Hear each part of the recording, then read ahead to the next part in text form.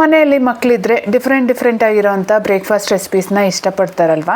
Regular ಆಗಿ ಮಾಡೋ ಬ್ರೇಕ್ಫಾಸ್ಟ್ನೇ ಒಂದು ಸ್ವಲ್ಪ ಡಿಫ್ರೆಂಟ್ ಆಗಿ ಯಾವ ರೀತಿ ಮಾಡೋದಂತ ನೋಡೋಣ. ಮೊದಲಿಗೆ ಸ್ಟವ್ ಮೇಲೆ ಬಾಣಲಿನ ಇಟ್ಕೊಂಡು 1 ಸ್ಪೂನ್ ಎಣ್ಣೆ, ಸಾಸಿವೆ, ಜೀರಿಗೆ, ಕಟ್ ಮಾಡಿರೋಂಥ ಕರಿಬೇವು, ಖಾರಕ್ಕೆ 2-3 ಹಸಿಮೆಣಸಿನ್ಕಾಯಿನ ಸಣ್ಣದಾಗಿ ಕಟ್ ಮಾಡಿ ಹಾಕೊಂಡು ಎಣ್ಣೆಯಲ್ಲೇ ಚೆನ್ನಾಗಿ ಫ್ರೈ ಮಾಡಿದ್ರೆ ತಿನ್ನೋವಾಗ ಹಸಿಮೆಣಸಿನ್ಕಾಯಿ ಖಾರ ಅನ್ಸಲ್ಲ.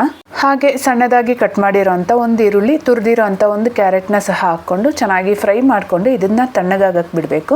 ಒಂದು ಮಿಕ್ಸಿಂಗ್ ಬೌಲ್ಗೆ 1.5 ಕಪ್ ಅಷ್ಟು ಗೋಧಿ ಹಿಟ್ಟನ್ನು ತಗೊತಾ ಇದ್ದೀನಿ. ಇಲ್ಲಿ ಗೋಧಿ ಹಿಟ್ಟು ಬದಲಾಗಿ ಜೋಳದ ಹಿಟ್ಟು, ರಾಗಿ ಹಿಟ್ಟು, ಅಕ್ಕಿ ಹಿಟ್ಟು ಸಹ ಉಪಯೋಗಿಸ್ಕೋಬಹುದು. ಹಾಗೆ ರುಚಿಗೆ ಬೇಕಾಗಿರೋಷ್ಟು ಫ್ರೈ ಮಾಡಿ ಇಟ್ಕೊಂಡಿರೋಂಥ ತರಕಾರಿ ಮಿಶ್ರಣ, ಹಾಗೆ 3 ಮೊಟ್ಟೆನ ಸಹ ಹಾಕ್ಕೊಂಡು ಚೆನ್ನಾಗಿ ಮಿಕ್ಸ್ ಮಾಡ್ಕೊತಾ ಇದ್ದೀನಿ. ಇಲ್ಲಿ ಮೊಟ್ಟೆ ಹಾಕೋದ್ರಿಂದ ತರಕಾರಿನ ಸ್ವಲ್ಪ ಫ್ರೈ ಮಾಡಿ ಹಾಕ್ಕೊಳ್ಳಿ, ದೋಸೆ ಚೆನ್ನಾಗಿರುತ್ತೆ. ಹಾಗೆ ಬೇಕಾಗಿರೋಷ್ಟು ನೀರು ಹಾಕ್ಕೊಂಡು ದೋಸೆ ಹಿಟ್ಟನ್ನ ಅದಕ್ಕೆ ಕಲಸಿಟ್ಕೊಂಡು 15 ನಿಮಿಷ ಬಿಟ್ಟು ದೋಸೆನ ಹಾಕ್ಕೊಂಡ್ರೆ ಒಳ್ಳೆ ಪ್ಲಫಿ ಆಗಿರುವಂಥ ದೋಸೆ ರೆಡಿ ಆಗುತ್ತೆ. ಎಗ್ ತಿಂದಿರೋ ಮಕ್ಕಳಿದ್ರೆ ಈ ರೀತಿ ಒಂದ್ಸರಿ ಟ್ರೈ ಮಾಡಿ.